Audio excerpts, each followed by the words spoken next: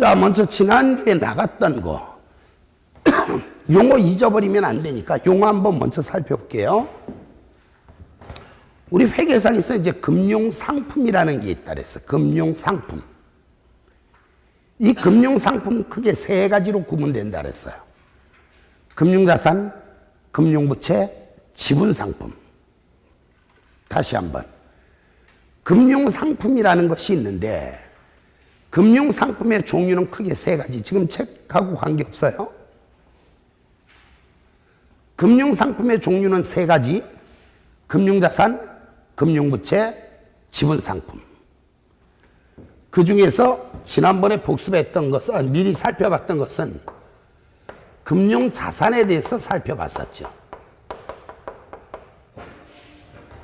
바로 이 금융자산은 다시 크게 세 가지로 구분이 되는데 그 중에 하나가 뭐가 있다 그랬는가? 당기, 손익, 원래 이렇게 찌 긋고 정식 용어가 이렇게 돼요. 당기, 손익, 공정가치, 측정, 금융자산.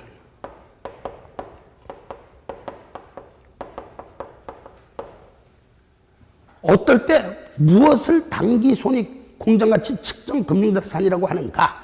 이건 알 필요 없어요. 그러니까 용어 익숙하시라고 지금 미리 강의하는 거니까. 그 다음에는 기타, 포괄손익, 찌긋고 공정가치, 측정, 금융자산.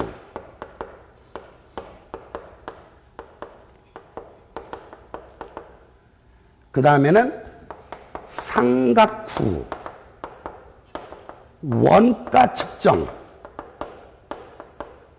금융자산이라는 게 있더라.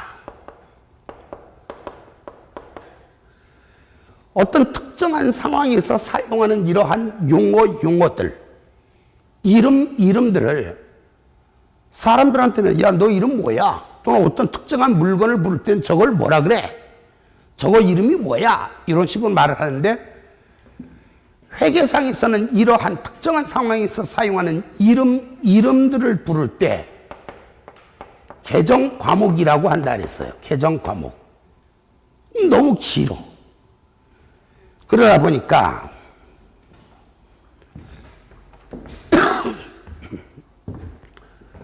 우리는 이걸 이제 약자로 강의를 하는데 당기, 손익, 공정가치, 측정, 금융자산을 약자로 뭐라 그랬죠? FV, PL, 금융자산이라 그랬죠. FV, PL, 금융자산. 기타, 포괄, 손익, 공정가치, 측정, 금융자산을 뭐라 그랬는가? FV, OCI, 금융자산. 삼각형 원가 측정 금융자산은 AC 금융자산. 그런데 이것도 너무 기니까 앞으로 이제 강의를 할 땐 이것도 또 앞에 것만 써야 될 것 같아. FVPL, FVOCI, AC 이렇게. 근데 저는 이제 강의를 할 때 영어 쓰는 거 별로 좋아하지 않아요. 한자 쓰는 거 별로 좋아하지 않아. 괜히 어려움을 느끼는 경우가 더 있으니까. 그런데도 경우에 따라 이제 불가피하게 시간 단축을 위해서 약자를 써야 하는 경우도 있기는 하지만 이것은 다른 경우는 시험에 나올 게 영어로 나올 게 하나도 없어요. 회계 전체에서. 영어로 출제가 가능한 건 요것밖에 없어요. 국제회계 기준에 나와 있는 정식 용어니까 요 약자를 꼭 외워주십사라고 말씀을 드렸고, 그 다음에 또 지난주에 설명드렸던 것 중에서 기억을 더듬어 볼 것 같으면 우리가 흔히들 말하는 번 돈, 나중에 강의할 때는 이제 정식으로 정의를 다시 설명드리겠습니다만은 지금 처음에는 어려우니까 그냥 짧게 우리가 흔히들 번 돈을 갖다가 말을 할 때 뭐라 그랬어요? 회계상에서는 수익이라고 말을 했죠. 번 돈은 수익. 그럼 비용이 뭐예요? 비용이 비용이 뭐냐고 말을 이상하게 질문했네. 비용이라는 게 있는데, 비용이 바로 뭐라 그랬죠? 비용은 벌기 위해 쓴 돈. 강의 안 했나요? 했죠? 자, 수익에서 비용 빼면은 뭐가 나오는가? 남는 돈이 나오는데, 수익에서 비용을 뺀 걸 뭐라고 하는가? 남는 돈이라고 하는데, 이 바로 이 남는 돈이 뭐냐? 이익이라 그랬죠. 이익. 그래서 지난주에 농사마 이제 얘기를 했습니다만은, 올해 이제 합격하신 분 중에서 요 책 머리말에 보면은 회계 공부를 하는 것이 꼭 드라마를 보는 것처럼 너무 재밌었어. 이렇게 이제 표현을 했던 그분이 하신 말씀이 7월 달에 실제로 그랬어요.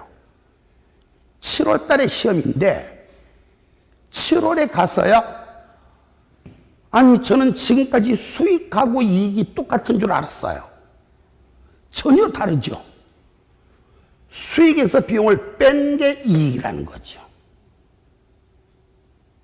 그러니까 결론은 현 시점 몇 차례 설명을 드리고 앞으로도 계속 설명을 드릴 내용이긴 하지만 혹시나 요거 잊어버려도 회계 나중에 80점대 맞을 수 있다는 자신감 가지시라고 드린 말씀이에요.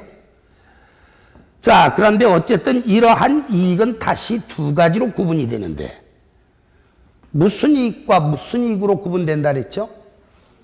당기 순이익과 총포괄 이익. 당기 순이익과 총포괄 이익. 총포괄 이익 대신에 그냥 포괄 이익 이렇게 말을 해도 된다 그랬습니다. 자, 이때 수익과 비용은 다시 두 가지로 구분이 된다 그랬죠. 바로 이 당기 순이익을 계산할 때 써먹을 수 있는 수익 비용이 있고 당기 순이익을 계산할 땐 써먹을 수 없는 수익 비용이 있다. 이때 혹시 제 강의를 처음 들으시는 분도요, 그냥 들으시면 돼요. 나 지난주에 안 와갖고 오늘 처음 수업 듣는데 못 알아들으면 어떡하지? 못 알아듣는 거 걱정하지 마세요. 혹시 여러분이 못 알아들으시면 여러분은 답답하지만 저는 답답하는 게 아니라 미칩니다. 알게 해드리려고 강의를 하는 건데 저는 말씀드렸습니다마는 강의 기술자입니다. 그것도 대한민국 최고의 회계 강의 기술자입니다. 근데 아무리 강의를 잘해도 혹시나 여러분들이 듣기를 거부하시면은 가끔 가다가 수업 시간에 딴 생각만 하고 집에 가스불을 끄고 왔나 안 끄고 왔나 막 고민하시는 분도 계시고 그러세요. 그거 신경 쓰지 마세요. 집에 가스불 안 끄고 왔으면 이미 불 났어요. 그거 가서 해결해야지. 여기서 고민해서 남는 게 뭐 있어요. 그러니까 이 순간만 집중을 하자는 말씀을 드리는 겁니다. 자, 수익 비용 중에서도 당기 순이익을 계산할 때 써먹을 수 있는 수익 비용을 당기 손익 또는 당기 이익이라고도 말을 하는데 시험 볼 땐 당기 이익이라는 용어보다는 당기 손익이라는 말을 조금 더 많이 쓰기 때문에 그건 이제 나중에 숙달을 짓기로 하고요. 당기 순이익을 계산할 때 써먹을 수 있는 수익 비용, 우린 이걸 당기 손익이다 이렇게 말을 했고, 분명 수익 또는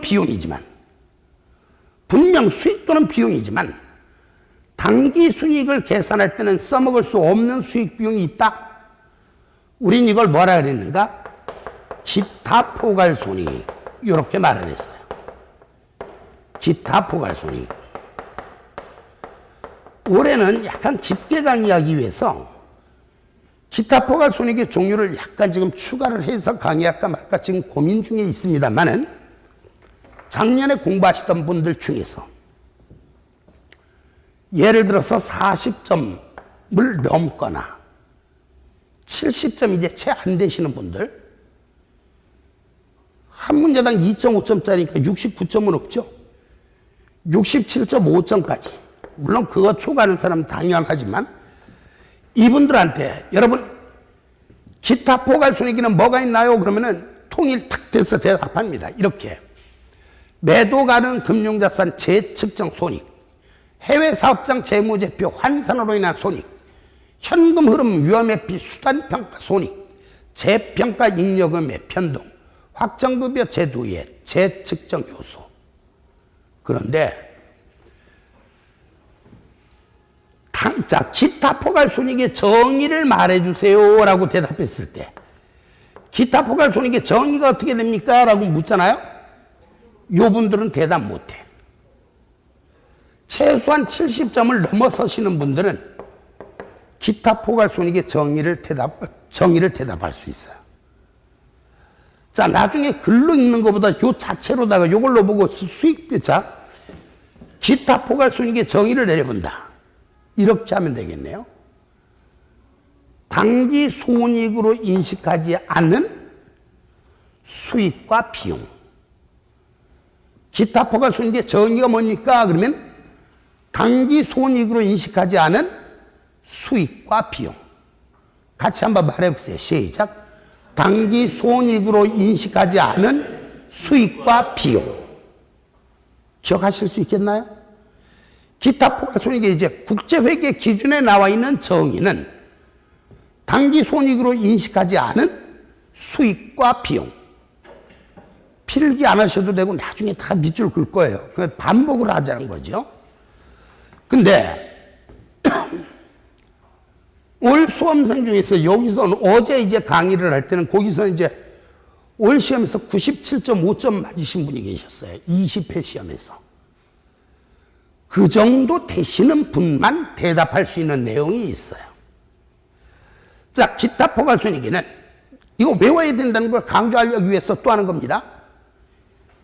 기타 포괄손익에는 매도 가능 금융자산 재측정 손익, 해외 사업장 재무제표 환산으로 인한 손익, 현금 흐름 위험회피 수단평가 손익, 재평가 잉여금의 변동, 확정급여 제도의 재측정 요소. 이렇게 했는데 기타 포괄손익의 정의를 말해라 했을 때 기타 포괄손익의 정의는 당기 손익으로 인식하지 않은 수익과 비용. 근데 기타 포괄손익이 의미하는 게 뭡니까? 라고 묻잖아요. 그야말로 90점 이하짜리들은 대답 안 나와요. 90점 이하짜리. 강의를 한 것 같은데 혹시 기억하시나요? 기타 포괄손익이 의미하는 거. 미실현 보유손익을 의미한다 그랬죠. 미실현 보유손익. 그러니까 확실하게 보장된 것과 그렇지 않은 걸 구분해서 표시하기 위해서 과거에 없던 내용들이 이렇게 이제 나왔던 거예요. 국제회계 기준에서는. 어쨌든 자, 그것까지 이제 기억하시는데 그게 지금의 그 기억이 내년 7월 14일까지 간다면 그분은 아까 말씀드린 90점 초과자들입니다. 자, 그건 그거고 어쨌든 지난주에 나갔던 내용 중에서 이제 제일 중요한 건 요거 기억하는 거. 금융자산은 세 가지. 당기손익, 공정가치 측정 금융자산, 기타 포괄손익, 공정가치 측정 금융자산, 삼각구 원가 측정 금융자산 세 가지가 있는데 당기손익, 공정가치 측정 금융자산은 FVPL 금융자산, 기타 포괄손익, 공정가치 측정 금융자산은 FVOCI 금융자산, 삼각구 원가 측정 금융자산은 AC 금융자산. 그리고 자, 요거 기억하셔야죠. 수익, 요거 지우고 얘기할게요. 지우고 썼으니까 짚으면서 대답합니다. 자, 여쭤볼게요. 요 수익이죠. 이 수익에서 이 비용을 빼면, 수익에서 비용 빼면 뭐가 나오죠? 당기순이익. 구체적으로 다시 한번 수익에서 비용 빼면 뭐가 나오죠? 당기순이익. 전체 수익에서 전체 비용을 다 빼면 뭐가 나오죠? 총포괄이익. 자, 지난주 나간 것 중에 뭐니 해도 이제 제일 중요한 건 요거예요. 수익에서 비용 빼면 당기순이익, 수익에서 비용 빼면 총포괄 이익. 근데 만약에 시험에서 간체역이 문제로 나올 리는 없지만 수익에서 비용 뺀 거를 뭐라고 하느냐라고 묻는다면은 그럴 리도 없지만 이건 답은 둘 중에 하나예요. 요거는 좀 부족하잖아요, 설명이. 이 수익에서 이 비용을 뺀 건지 전체 수익에서 전체 비용을 뺀 건지는 안 나와 있잖아요. 그러니까 이때는 당기순이익이라고 대답해도 되고 총포괄이익이라고 대답을 해도 된다. 근데 이거 못지않게 중요한 거, 무조건 이건 한 문제짜리예요. 여기 당기순이익을 계산하는 과정을 쭉 풀어서 써놓은 거 기억하세요? 자, 우리가 흔히들 수익의 대장 이름이 매출액이라 그랬어요. 수익의 대장 이름. 아, 실제 시험에 수익의 대장은 이런 말은 없어요. 이건 제가 만드는 말이지. 근데 앞으로도 강의할 때 여러분, 수익의 대장이 누굽니까? 그러면 매출액, 이렇게 대답하시면 돼요. 바로 이 수익에서, 매출액에서 매출 원가를 빼면 뭐가 나온다 그랬죠? 매출 총이익. 매출액 마이너스 매출 원가는 매출 총이익, 이렇게 말을 했고, 얘는 이제 수익의 대장, 얘는 비용의 대장이에요. 이거 이렇게 강의하는데 5월달에도 대답 못해. 여러분, 수익의 대장이 누구예요? 그럼 뭐 이래. 비용의 대장이 누구예요? 그럼 그러고. 이건 기본이에요.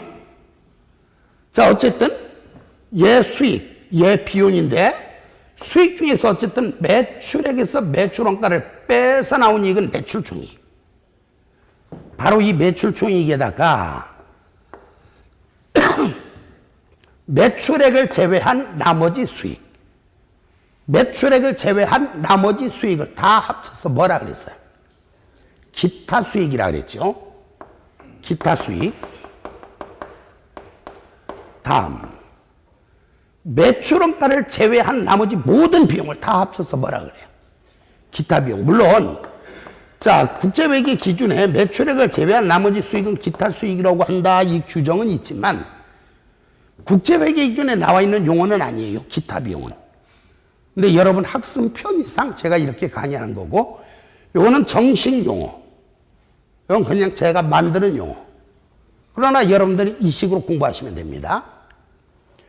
매출액 마이너스 매출 원가는 매출 총이익, 매출 총이익 플러스 기타 수익 마이너스 기타 비용 해서 나온 것이 뭐라 그랬죠? 법인세, 비용, 차감전, 순이익. 법인세, 비용, 차감전, 순이익.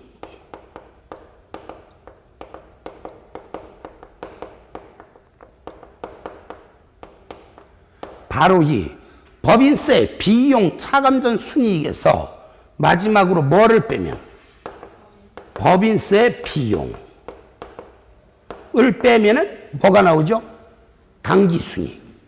요거 머릿속에 혹시나 다 집어넣고 계시면 이게 꿈에서라도 나타나시면 이익이 계산되는 과정, 요 조건 없이 또 한 문제짜리 들어가는 겁니다.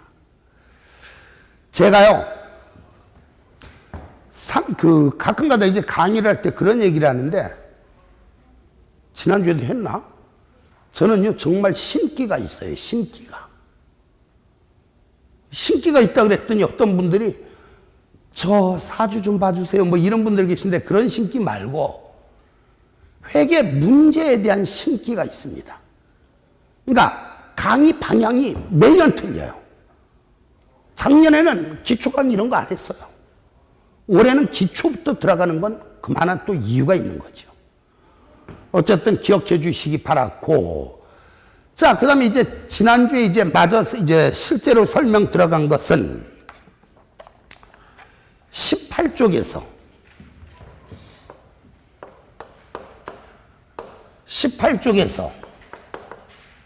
거기 보니까 재무 상태라는 말과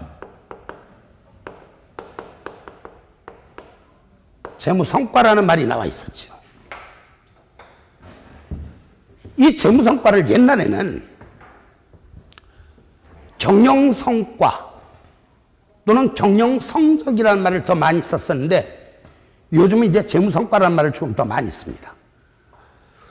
자, 그 기업의 재무성과가 어떻게 돼? 하면 재무성과란 일정 기간 동안 경영활동의 결과, 그 결과를 묻는 거예요. 한마디로 이익이 생겼는가 손해가 생겼는가. 한마디로 재무성과를 계산한다 또는 재무성과를 측정한다는 얘기는 손익을 계산하는 것인데, 재무성과를 측정한다 이 얘기는 한마디로 이익이 얼마인지 알아본다 이 뜻이라 그랬어요.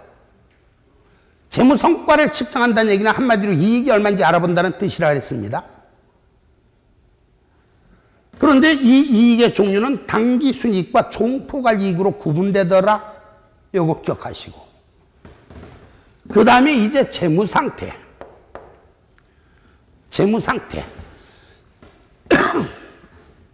재무상태를 우린 다른 말로 재산상태, 또 다른 말로 재정상태 이렇게 말을 해요. 근데 지금은 재무상태라는 말 쓰고 실질적으로 이건 이해를 위해서 쓰는 거지만 재산상태란 말 거의 안 나와요. 이건 지금 이해시켜 드리려고 쓰는 말이죠. 어쨌든 한마디로 재무상태란 그 기업의 재산이 얼마인지를 알아보라는 얘기인데, 아마 이렇게 강의한 것 같은데, 자, 여러분들한테 지금 대개 재산이 얼마나 되세요? 이렇게 하면은 인상 쓰실 거잖아요. 집에 재산이 얼마나 돼요? 저분은 인상은 안 썼고 가소롭다고 웃고 계시잖아.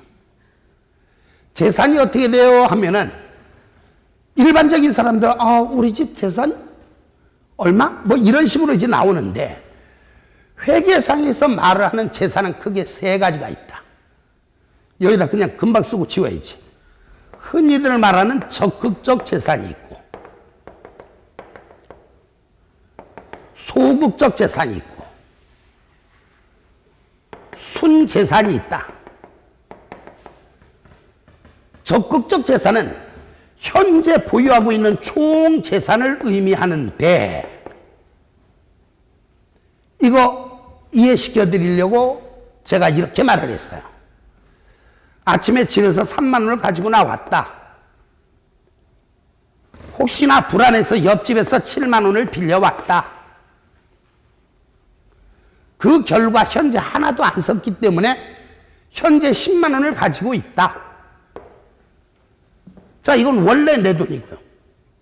이건 빌린 돈이고, 원래 내 돈과 빌린 돈을 합쳐서 현재 보유하고 있는 이 총재산, 이게 자산이다.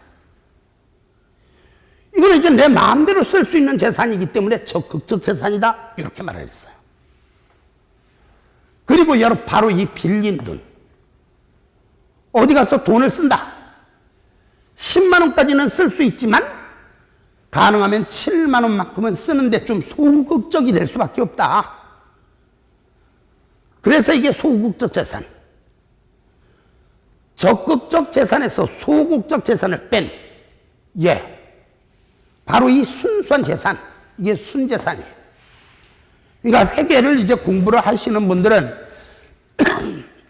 집에 재산이 얼마가 돼? 그러면 우리 집 재산 적극적 재산 10만 원에다가 소극적 재산이 7만 원이라서 순재산이 3만 원일 걸, 이런 식으로 이제 나와야죠. 그런데 이제 그거보다는 회계상에서는 바로 이 적극적 재산을 뭐라고 한다 그랬는가? 자산이라고 한다 그랬어요. 소극적 재산을 뭐라 그랬는가? 부채라고 한다 그랬습니다. 순재산을 뭐라 그랬는가? 자본이라고 한다 그랬어요. 순수한 내 재산이 자본이다. 그러니까 일반인들이 말하는 자본은 장사 미천을 의미하지만 회계상에서 말을 하는 자본이란 순수한 내 재산을 의미한다. 그리고 나서 구체적으로 들어가기를 이렇게 들어갔네. 지난번보다 이제 숫자를 줄여서 얘기할게요. 자, 원래 내가 3만 원이 있었다. 7만 원을 빌려왔다. 어쨌든 그래서 10만 원을 가지고 있다. 그럼 장사를 하려면 어떻게 되는가? 이 10만 원을 가지고 장사를 하는데 필요한 여러 가지 물건들, 예를 들어 상품도 사오고 빌딩도 좀 사오고 땅도 사오고 자동차도 사오고, 이걸 차량원망고 이따가 설명을 드리겠습니다만은, 근데 우리 기업이 제조기업이다. 이 10만 원으로 이제 기계도 사오고, 그리고 남는 돈이 있다 보면 경우에 따라서 친한 사람이 야 잠깐 돈 좀 빌려줘 그러면은 돈을 빌려줄 수도 있고, 바로 이 빌려준 돈을 대여금이라 그래. 빌려준 돈 대여금. 빌려준 돈 대여금. 남한테 돈을 빌려줄 수도 있고 예금을 할 수도 있고, 이걸 가지고 여러 가지 주식이라든가 사채와 같은 금융자산 같은 데 투자를 할 수도 있고, 어쨌든 장사를 하다 보면 기타 사업을 하다 보면 거꾸로 이제 남한테 야, 너 가지고 있는 것 중에 얼마나 낼 거 아니야? 내놔. 청구할 수 있는 권리들이 있는 것들 있잖아요.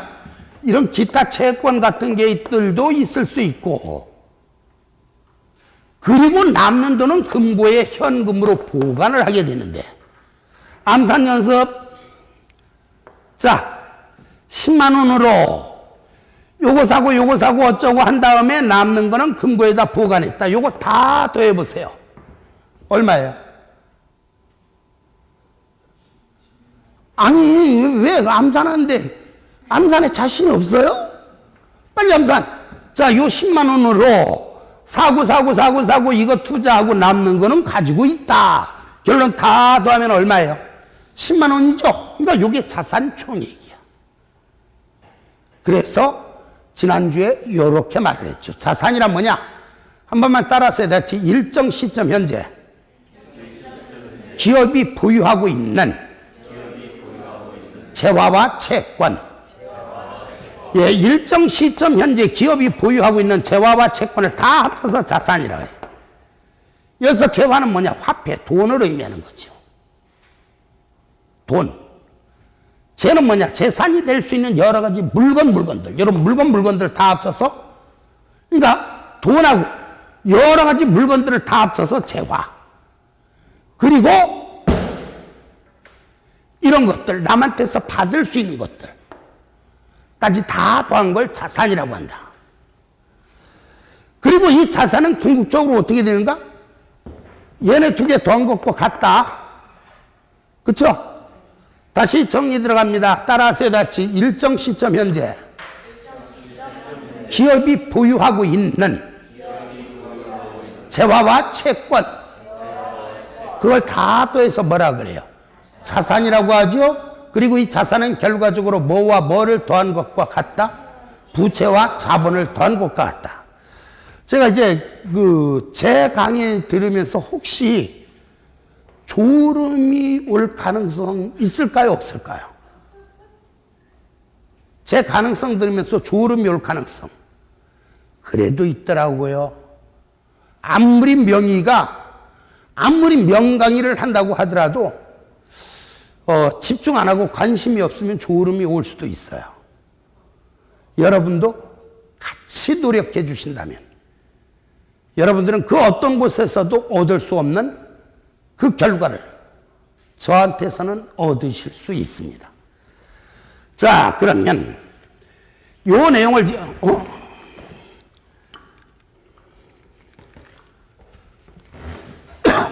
결과적으로 지금 제가 여러분들한테 설명드리려고 하는 게 뭐냐?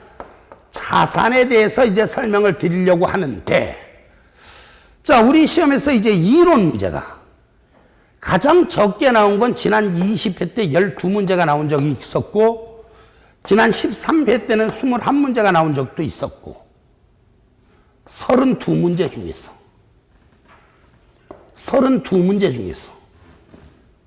이론이 이 정도 나오면 엄청난 비중이죠. 자, 이때는 이제 국제회계 기준이 제일 처음에 도입이 돼서 치루었던 시험이기 때문에 이론이 많았어요. 근데 내년 역시 뭐예요? 엄청난 부분에서 개정이 이루어졌고 새로 제정이 되었기 때문에 이론 부분이 이제 상당히 비중을 크게 차지할 텐데, 어쨌든 시험에서는 이제 이렇게 나온 거죠. 이게 이론으로 나온다. 자산에 관한 다음 설명 중 옳은 것은, 옳지 않은 것은, 이런 식으로 문제가 나온다면은 지문이 바로 이 책에 있는 것과 똑같은 식으로 나올 텐데, 그 내용을 보면 어떻게 나오는가? 19쪽에 나와 있는 거죠. 19쪽 읽어보겠습니다. 제가 1번 일정 시점 현재. 그 전에 거 혹시 기억하시는 분, 자 잠깐 들어보세요. 하려다 보니까 요것도 복습을 좀 해야 되는데, 어차피 이 책 맨 끝에 재무회계 맨 끝에서 설명드릴 내용이기 때문에 지금 숙달될 필요까지는 없지만, 기억나시는 분 들어보시고, 기업의 경영 활동은 크게 몇 가지로 구분된다 그랬죠? 3가지로 구분된다 그랬죠? 혹시 기억하시나요? 무슨 활동? 영업활동, 투자활동, 재무활동. 다시 시작. 영업활동, 투자활동, 재무활동. 기업의 주요 수익 창출 활동을 뭐라 그랬어요? 영업활동. 주요 수익 창출 활동은 영업활동. 자금을 조달하는 활동은 무슨 활동? 재무활동. 여러 가지 물품들을 사고 파는 활동은 무슨 활동? 투자활동. 다시 주요 수익 창출 활동은 무슨 활동? 영업활동. 자금을 조달하는 활동은 무슨 활동? 재무활동. 여러 가지 물품을 사고 파는 활동은 무슨 활동? 투자활동. 그 박스 안에 있는 거 한 차례 정도 복습을 해 주셨으면 하는 의미에서 했고요. 계속해서 1번 보면은, 자, 일정 시점 현재 기업이 보유하고 있는 재화와 채권을 다 합쳐서 자산이라고 한다. 또 한마디만 더 하고 진도 넘어갈게요. 자, 저를 잠깐 봅시다. 이게 농담이 아니라 강의를 오래 한 사람의 그 진리입니다. 경험에 의한 진리를 말씀드린 거예요. 이거는. 이 안에서 오래 시험을 보셨던 경험이 있으신 분 계실 거예요. 오래 시험을 보셨던 분. 근데 예를 들어 A라는 분이 아깝게 한 문제 차이로 떨어졌다고 가정을 하고, B라는 분이 한 40문제 차이로 떨어졌다고 가정을 한번 해볼까요? 3과목 합쳐서. C라는 분은 70문제 차이로 떨어졌다고 가정 한번 해볼까? 올 시험에서 붙을 확률이 가장 높은 분이 여러분들이 생각할 때 누굴 것 같아요? C는요, 안 돼요. 이건 하늘이 버린 사람이에요. 왜 그러냐면은, 어쨌든 3과목이 120문제 아닙니까? 그쵸? 120문제 중에서 60%니까 72문제를 맞아야 붙어요. 근데 72문제 중에서 2문제밖에 못 맞았어? 찍어도 20%는 나와야 되잖아, 24개. 근데 이분은 이제 하늘이 버린 사람이라, 혹시 그 동강 듣는 분 중에서도 70문제 차이로 떨어지신 분들은요, 빨리 다른 일을 찾으세요. 이건 그런 분은 없기 때문에 일단 드린 말씀이고, A와 B 둘 중에 누가 합격이 유리한가? 이분이 훨씬 더 합격 가능성이 높습니다. 이분은 마음을 고쳐먹지 않는 한 10년 갑니다. 이건 농담이 아니에요. 마음을 고쳐먹어야 돼요. 뭐라고 고쳐먹는가? 물론 원래 시험에서는 유독 그런 분들이 많아요. 답안지 마킹을 잘못해가지고 나는 보니까 충분히 합격을 했는데, 실제 이제 모 학원에서는 오죽하면은 산업인력관리공단에 가서 답안지를 확인을 해봤대요. 이렇게 밀려서 쓴 것들이, 또는 뒤바뀌어서 쓴 것들, 뭐 이런 경우들. 나는 똑바로 썼는데 답이 잘못된 거죠. 그분은 정말 운이 없어서 떨어진 거예요. 근데 마킹 실수를 안 했는데 한 문제 차이로 떨어졌다. 이분은 운이 없어서 떨어진 게 아니라 분명한 건 실력이 모자라서 떨어진 겁니다. 근데 100의 99분은 한 문제 차이로 떨어지면 뭐라고 생각을 하냐면은 나는 운이 없어서 떨어졌어. 올해는 겨우 한 문제 차이니까 올해는 조금만 더 하면 붙을 수 있어. 이렇게 생각을 하는데 그분이 올해 공부한 만큼을 공부를 했잖아요. 올해 공부한 시간만큼 투자를 해서 공부를 했으면 그분은 내년에 어떻게 됐냐. 정확히 또 한 문제 차이로 떨어집니다.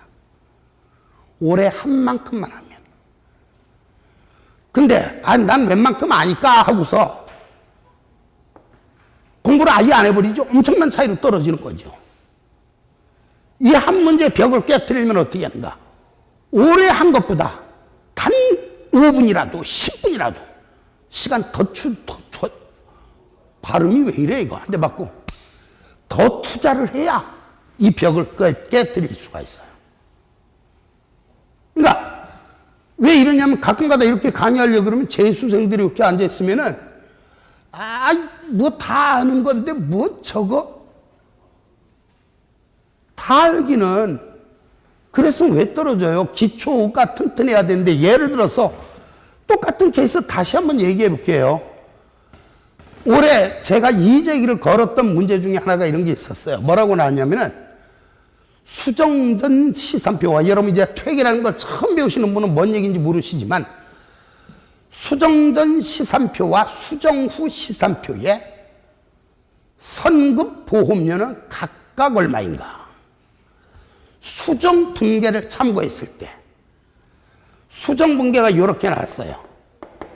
차변의 보험료 300원, 대변의 선급 보험료 300원. 여기에다가 여기도 이제 책에도 그 내용을 써놨습니다만 출제자가 약을 올리려고 뭐라고 했는가? 포괄손익계상서의 보험료는 500원이다. 이건 무식한 놈이 쓴 거예요. 500원이 아니라 300원이라고 해야 되는데 이게 포괄손익계상서에 들어가는 거예요. 어쨌든 문제는 뭐라고 나왔는가? 수정전 시산표와 수정 후 시산표의 선급 보험료는 각각 얼마인가 이렇게 딱 나오니까 이때 그 시험 끝나고 제가 어떤 곳으로 그 강의하시는 분들만 쭉 계시는 어떤 곳으로 이 답을 같이 내자고 연락이 와가지고 그냥 쫄래쫄래 어쩔 수 없이 갔어요. 이 문제 보고 문제를 아무도 못 풀어. 강의하는 사람들이. 그래갖고 제가 아니 왜 신경 쓰냐. 지금 이거 뭘 물었어? 선급보험료는 얼마인가? 이렇게 물었어요. 이걸 이제 나중에 선급보험료라는 자산이 감소했다라고 말할 거예요. 자산의 감소는 오른쪽, 즉 대변 이렇게 강의를 할 거란 말이에요. 수정분계를 봤더니 선급보험료라는 자산이 300원이 감소했다면 수정 전 시산표보다 수정 후 시산표의 금액이 300원이 적은 것을 찾으면 그것이 답이지. 그냥 답이 몇 초야.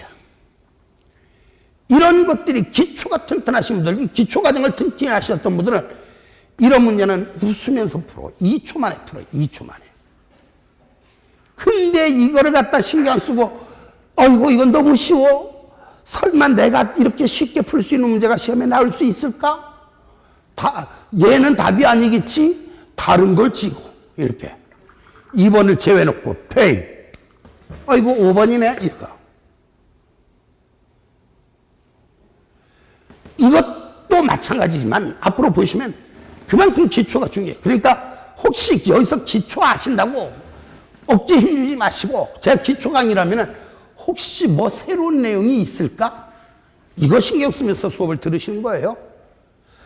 자, 어쨌든 계속 하다가 집중을 안 하시는 경우가 계셔서 제가 강의하다가 말이 많아지면 집중을 못 하시는 분이 계실 때고요.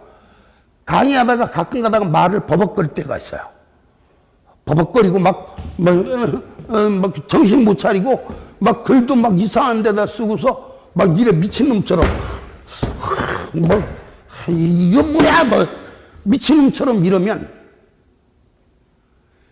소근거리는 분이 계시거나 저를 집중 못하는 분이 계셔서 저는요 아주 질투가 굉장히 강해. 수업 시간은 저만이 관심의 대상이 되길 바랍니다. 그래야 여러분 고득 좀 하는 거예요. 자, 어쨌든 자산 넘어갑니다.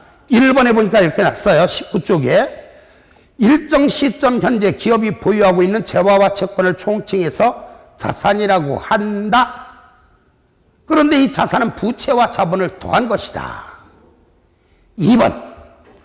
지난주에 나간 내용이기 때문에 빨리 읽고만 넘어갈게요. 자, 자산의 구체적인 정의는 하고 나왔는데 거기에 이제 그 정의 나와 있는 건 밑줄 그으셔도 돼요.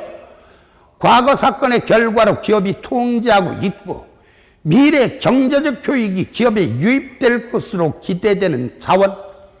이게 국제회 기준에 나와 있는 자산의 정의야. 자산은 과거 사건의 결과로 기업이 통제하고 있고 미래 경제적 효익이 기업에 유입될 것으로 기대되는 자원. 바로 이 정의만 충족이 된다면 물리적인 형태가 있건 없건 그런 거 따지지 않습니다. 소유권, 즉 법적 권리가 있건 없건 그런 거 따지지 않습니다. 대가를 주고 취득했건 공짜로 취득했건 그런 거 따지지 않습니다. 조건만 충족이 된다면. 그래서 이제 2번에 자산의 정의가 나와 있었고요. 3번.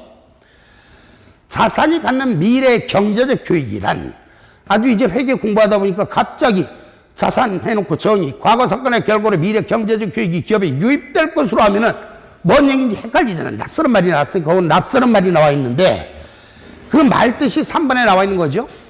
자산이 갖는 미래 경제적 효익이란 직접 또는 간접으로 특정 기업의 미래 현금 및 현금성 자산의 유입에 기여하게 될 잠재력을 말한다.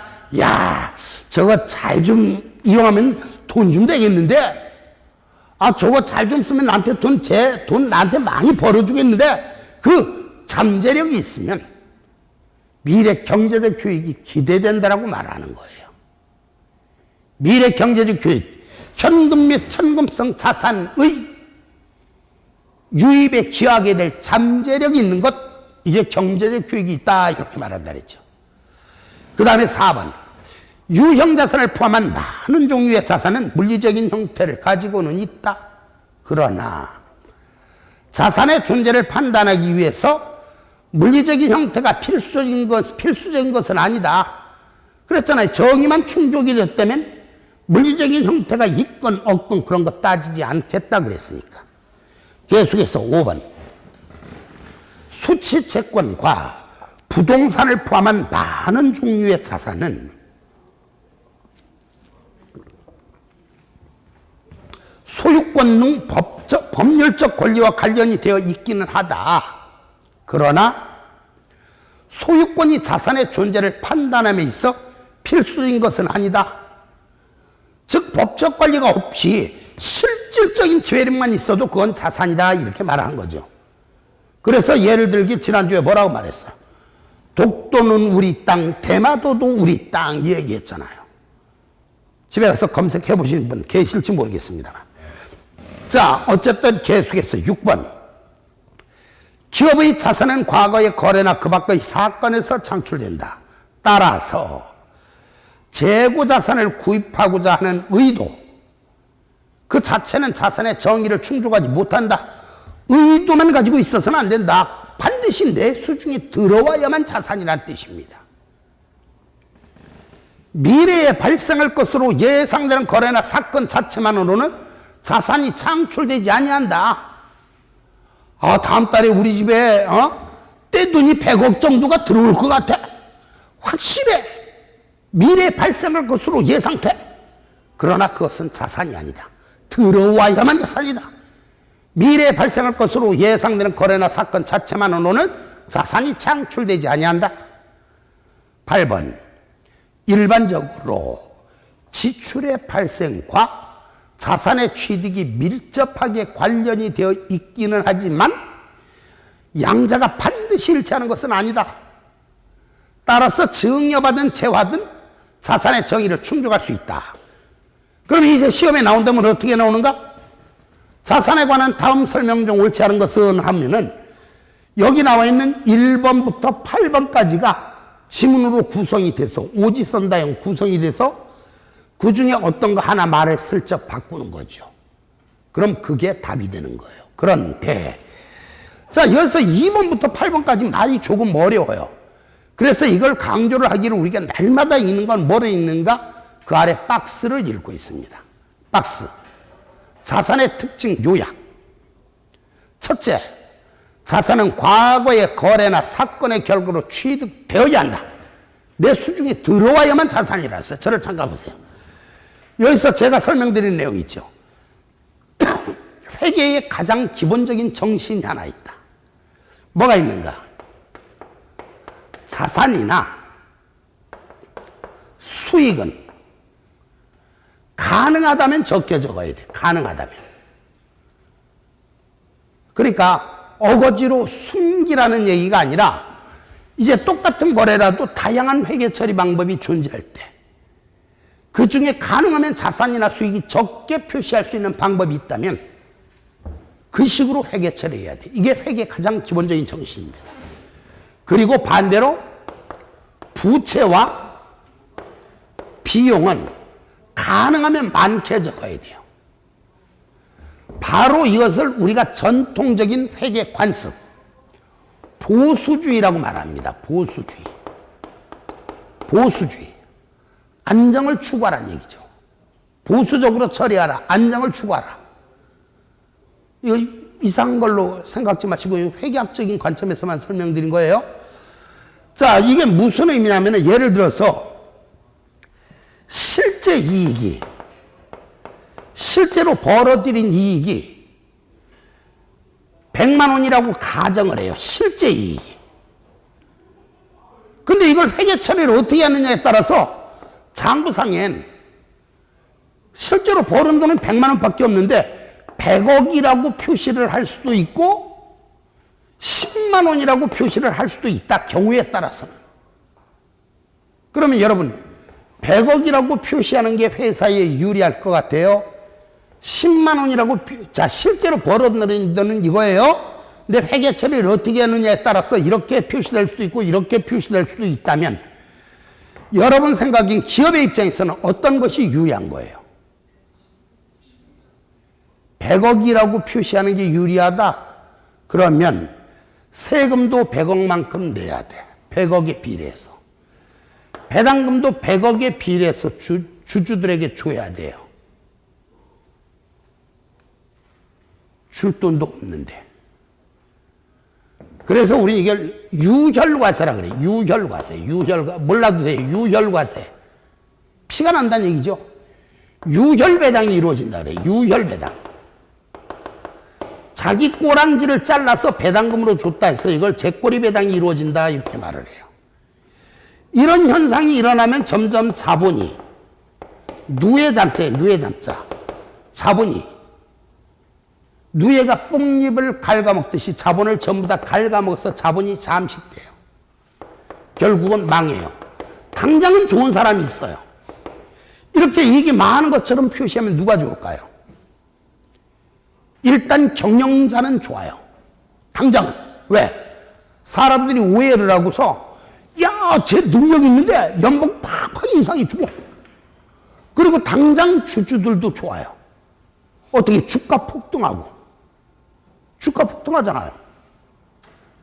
근데 막판은 어떻게 됐는가? 망할 수밖에 없어. 근데 옛날에는 우리나라의 이 회계 처리가 굉장히 보수주의가 이렇게 보수주의 반대로 회계 처리하는 걸 분식 회계를 한다 그래. 분식 회계. 보수적인 회계 처리의 반대가 분식이에요. 분식. 요 밀가루 분자야. 여자들 요 분식업을 했잖아요. 못생긴 게 이쁜 것처럼 포장하는 거잖아. 이익이 100만 원밖에 없는데 100억이라고 표시했잖아요. 자산 조금밖에 없는데 많게 표시했고 수익 조금밖에 없는데 많게 표시했고 막 이런 식으로. 그렇게 되면은 망하는 거죠. 근데 과거엔 우리나라에 이게 관행처럼 돼 있었어요. 이다 보니까 외국 자본이 우리나라에 들어오질 않는 겁니다. 그래서 온 게 IMF예요. 망하는 거죠. 안 되겠다 싶어서 회계의 투명성을 제고시키려고 옛날에는 이제 기업회계 원칙, 저는 이제 기업회계 원칙부터 강의를 하던 사람인데 이게 공부를 이때 원칙부터 공부를 했었는데 이게 나중에 81년 12월 27일 날 기업회계 기준으로 바뀌었었어요. 저는 이때부터 공부를 했고 이러다 보니까 IMF 맞게 되다 보니까 안 되겠다 싶어서 이제 기업회계 기준서 이게 옛날에는 법조문 형식으로 나와 있었는데 지금 이제 문단 형식으로 표시가 돼. 지금 이게 여기 나와 있는 게 기업회계 기준서에 나와 있는 문단들입니다. 이것들이. 이렇게 표시를 했는데, 그러니까 외국에다가 결백을 좀 주장하고 싶은 거죠. 우리나라 앞으로는 이렇게 안 할 테니까, 뭐 전 국민이 뭐 금모으기 운동하고 난리 났잖아요. 거기에 발맞춰서 이 기준까지 바뀐 거예요. 그랬는데도 외국에선 못 믿어. 안 되겠다 싶어서 전면적으로 도입한 게 한국채택 국제회계 기준입니다. 여러분, 국제회계 기준과 한국채택 국제회계 기준의 차이는 뭐가 있을까요? 그랬더니 어떤 분들은 국제회계 기준을 우리나라 실정에 맞게 바꾼 거래. 그건 아니고요. 국제회계 기준은요, 영어로 되어 있고, 한국채택 국제회계 기준은 한글로 되어 있다는 차이밖에 없어요. 그래서 이제 나중에 이것도 배워요. 자, 국제회계 기준을 준수하여 재무제표, 한국채택 국제회계 기준을 준수하여 재무제표를 작성한 기업은 한국채택 그러한 사실을 명시적이고 제한 없이 기재한다. 다만 국제회계 기준을 준수하여 작성한 기업은 국제회계 기준을 한국자를 빼고 한국채택 국제회계 기준을 준수하여 재무제표를 작성한 기업은 국제회계 기준을 준수하여 재무제표를 작성하였다고도 공시할 수 있다. 이거 별도로 배울 거예요. 그러니까 한국채택 국제회계 기준이나 국제회계 기준이나 똑같아요. 근데 올해, 그러니까 2018년부터 전면적으로 완전히 뒤바뀌어버린 이유는 여기 이제 미국까지도 끌어안기 위해서.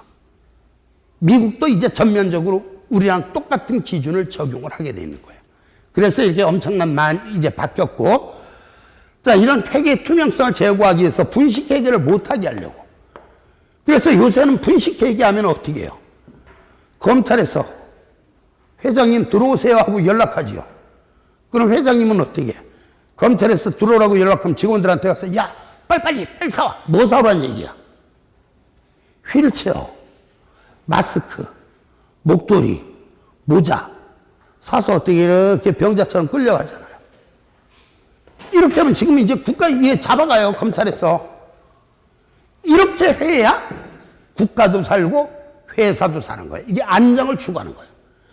그래서 이 자산에서는 이렇게 말을 했죠. 저 첫째 전제 조건은 뭐냐? 과거의 거래나 사건의 결과로 취득되어야 한다. 내가 가지고 있어야만 자산이라는 얘기예요. 가능성만 갖고는 안 돼요. 근데 나중에 부채 강의할 땐 이렇게 말을 해요. 부채는 자원의 유출 가능성만 높으면 부채래. 유출 가능성만 높으면 부채래요. 이런 가능성 갖고는 안 돼. 그래서 첫째 조건, 과거의 거래나 사건의 결과로 취득되어야 한다. 두 번째 조건 뭐예요? 현재 기업 실체에 의해 지배되어야 한다.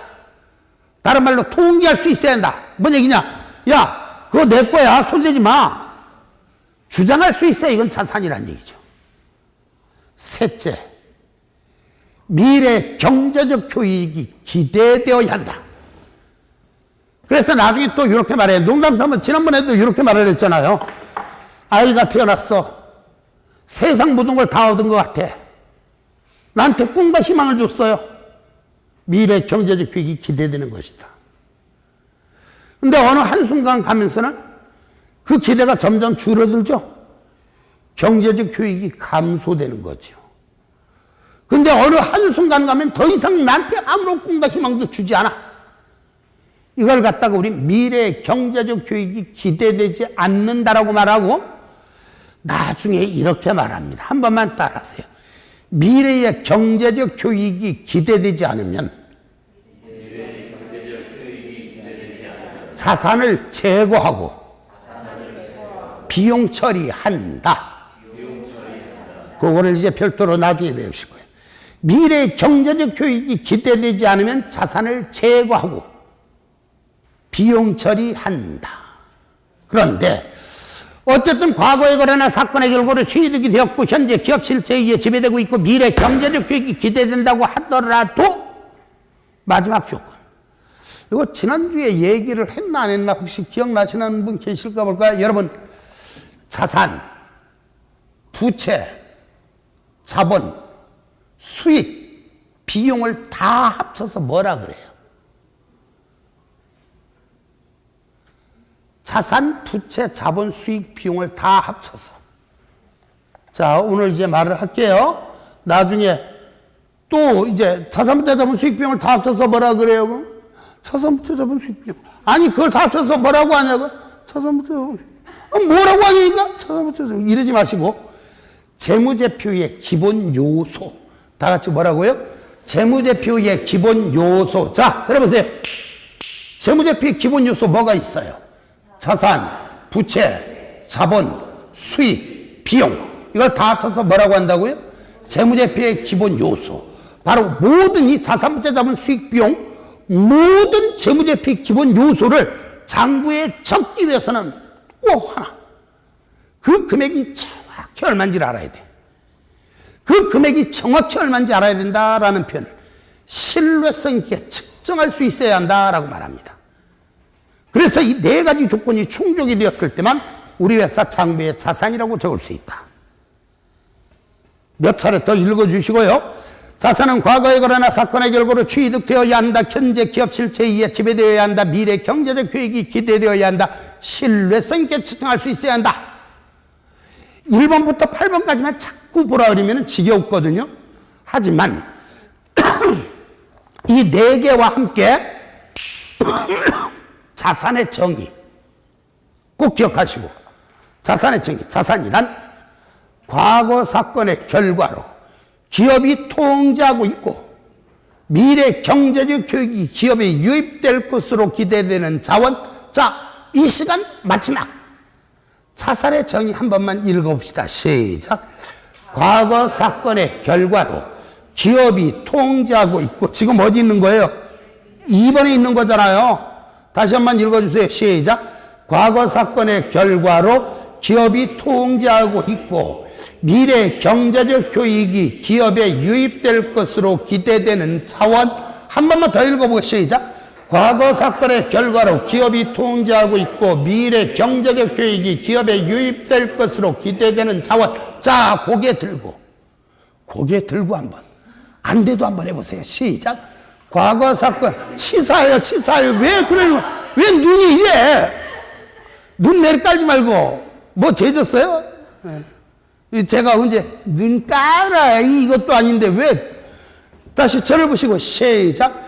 과거 사건의 결과로 기업이 통제하고 있고 미래 경제적 효익이 기업에 유입될 것으로 기대되는 자원. 그걸 뭐라고요? 자산이라고 했습니다. 자, 그러면 도대체 자산에는 구체적으로 어떤 것들이 있는가? 다음 시간에 살펴보겠습니다.